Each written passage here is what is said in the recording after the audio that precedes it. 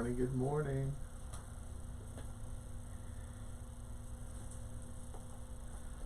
See if I can find us online to see if you are finding us online as well.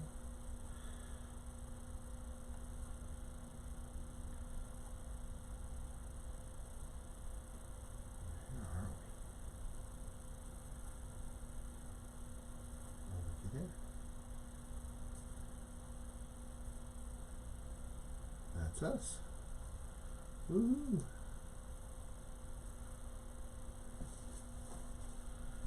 We're here.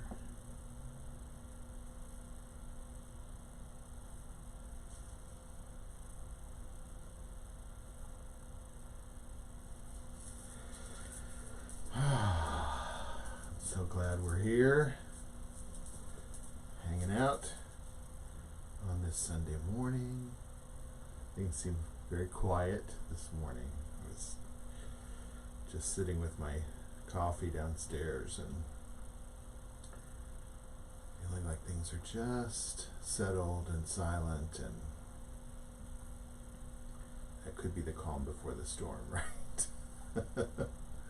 Could be a crazy day. Never know. But I'm glad you're here. I'm glad I'm here. So we're just going to wait a few more minutes. Let everybody jump on.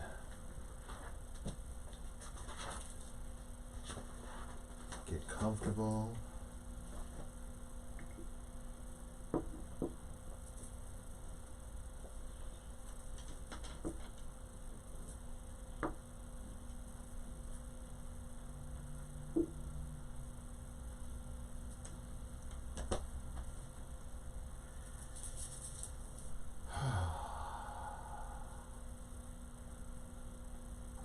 So it's my dear friend Yashay's birthday today, and I've forgotten how old she is, which she probably appreciates. But she's like my Dharma mama. That's what I call her. She's been definitely the teacher for me in interpreting many of the Dzogchen practices, and she's absolutely dear to me. So she's in a beautiful mountain home in Vermont. So I know she's not watching Facebook today. Maybe she is. I don't know. I don't think she's on Facebook, so she would have to be looking over my friend Robert's shoulder this morning. So I'm just going to chant a little bit. 7-line supplication to Padmasambhava. Help us to invoke some of the devotion of our practice. It's about seeing the Guru becoming, merging and melting with the Guru, the teacher, the ultimate seer and knower that is within all of us. Hum urjin yujin nung jam san pe ma gehi sardong pola yatsen shogi nung drunye pe ma jonne je sudra kordu kandron mag polkor Keki Jesu dak drugi Jinji lap chishek suso Guru pe masidi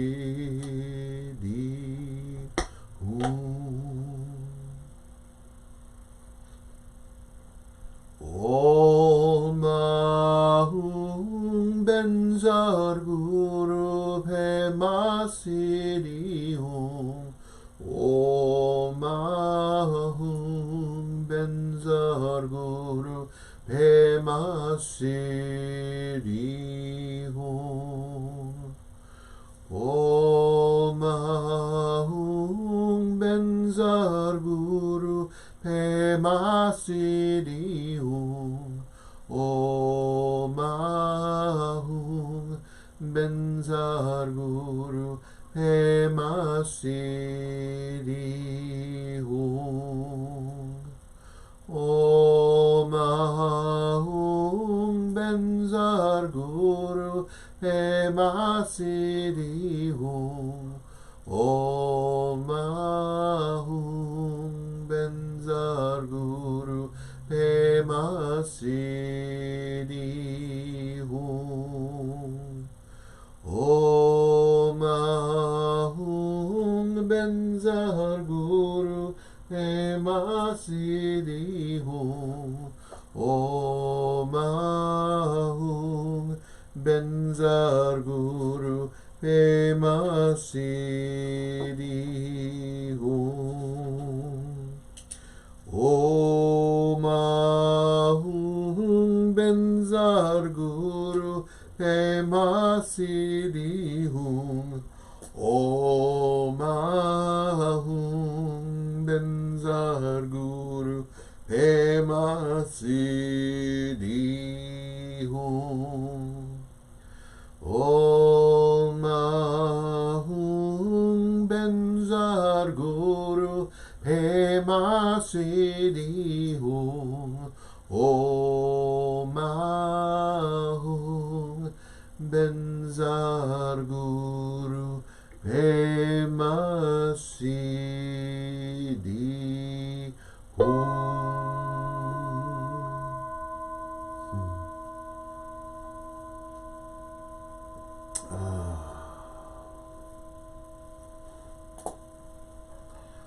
Well, good morning, good morning, good morning. You're just joining. Come in and grab your seat. I'm glad we're here together, practicing together.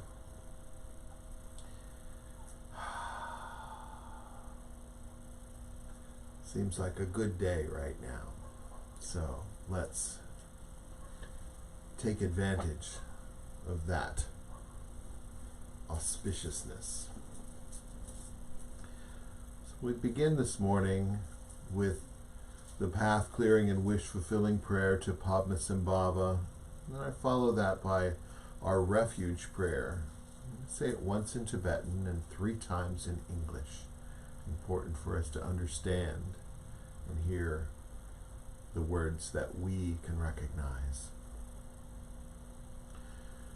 Dusum. Oh, we should ring the bell first. Let's ring this bell 3 times and we'll let it call us into our bodies. Everything that we're experiencing in this present moment, call us into this practice together.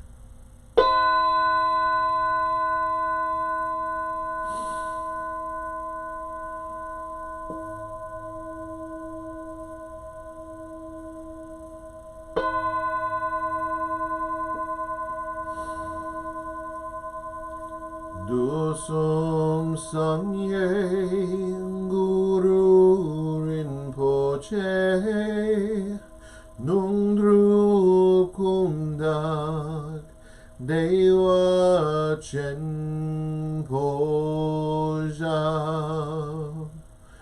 Bache Kunsel Dudu Drakotsel Sorwan Depso Jinji Laptu So Chinang Sangwei Barche Jiwadang Sampalungji Drupar Jinji Lo. Precious guide, one with all the Buddhas of the 3 times, blissful presence and source of all spiritual accomplishments, fierce destroyer of illusion who dispels every obstruction, we pray to you for blessing, inspiration, and realization. Please remove all outer, inner, and secret obstacles and spontaneously fulfill our aspirations.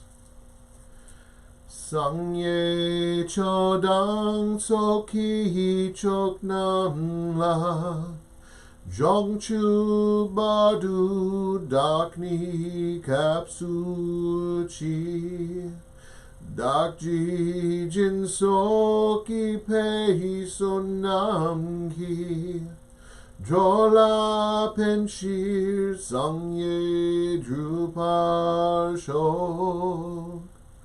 In Buddha, Dharma, and Sangha, we go for refuge until fully awakened.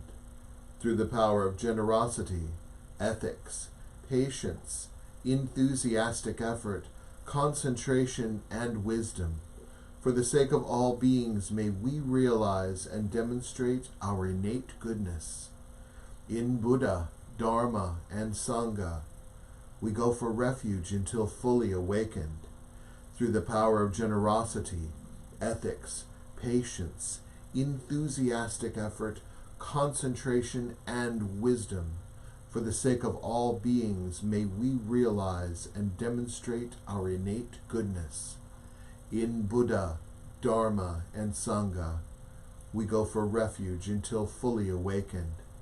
Through the power of generosity, ethics, patience, enthusiastic effort, concentration, and wisdom, for the sake of all beings, may we realize and demonstrate our innate goodness. The great Yogi Milarepa sang, "My body is the holy mandala itself, wherein resides the Buddhas of all times. With their blessings I'm freed from all needs and attachments. By day and night I offer them up. Happy am I to do without material things, knowing that all beings in the 6 realms of samsara are inherently Buddhas, and all the 3 worlds the self-creating measureless Trikaya Palace. Whatever I do is the play of the Dharmadhatu, ultimate reality. Whoever I'm with is the Yidam deity. Wherever I stay is the Buddha's abode. Happy am I to forego outer supports, rituals, and symbols."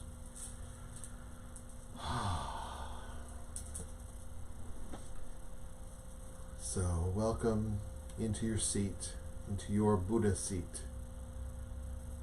We'll awaken our individual Buddhas for the collective Buddhas this morning. It just means awakened one. So awaken. Bring your attention, your intention, and attention into this present moment, this wide, vast, living, breathing moment that we are all experiencing right now. It's not just a second. It's this whole expanse that we can feel. So we can bring our attention and just rest it right in the middle of this awareness, of this moment. Just rest it here. So we'll chant a little this morning, and this chanting helps us to bring our attention away from our discursive thoughts, those thoughts that often guide us to our own suffering. I like this, I don't like that. I prefer this, I don't prefer that. And that is a road to discomfort and suffering. So we'll just rest here in the neutrality of this moment, letting discursive thought arise and settle on its own, in its own place. Not trying to control it, not trying to get rid of it, because it won't go away. It'll simply be there, and we can remove our attachment. So just sit and breathe. Breathe in and out with the chanting. And we'll chant Gate Gate, Paragate, Parasamgate, Bodhi Swaha. Sounds like a lot, but you'll get it. It means going beyond, thoroughly beyond, beyond the beyondest beyond, enlightenment, and then beyond. Yeah? Gate, gate, para, gate, parasum, gate, bodhi, swaha, gate, gate, para, gate, parasum, gate, bodhi, swaha, gate, gate, para, gate, parasum, gate, bodhi, swaha, gate, gate, para, gate, parasum, gate, bodhi, swaha, gate, gate, para, gate, parasum, gate, bodhi, swaha, gate, gate, para, gate, parasum, gate, bodhi, swaha, gate, gate, para, gate, parasum, gate, bodhi, swaha, gate, gate, para, gate, parasum, gate, bodhi, swaha, gate, gate, para, gate, parasum, gate, bodhi, swaha, gate, gate, para, gate, parasum, gate, bodhi, swaha, gate, gate, para, gate, parasum, gate, bodhi, swaha, gate, gate, para, gate, parasum, gate, bodhi, swaha, gate, gate, para, gate, parasum, gate, bodhi, swaha, gate, gate, para, gate, parasum, gate, bodhi, swaha, gate, gate, para, gate, parasum, gate, bodhi, swaha, gate, gate, para, gate, parasum, gate, bodhi, swaha, gate, gate, para, gate, parasum, gate, bodhi, swaha.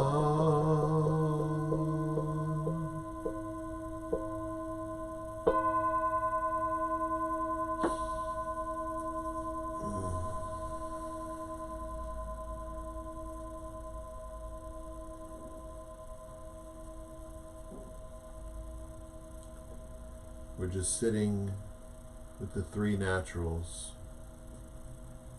Natural body, not too tight, not too loose, at ease, relaxed, here, presently. Natural breath and energy, breathing into our lower belly. Aware of our navel moving out when we breathe in. Focusing on the inhalation and relaxing on the exhalation.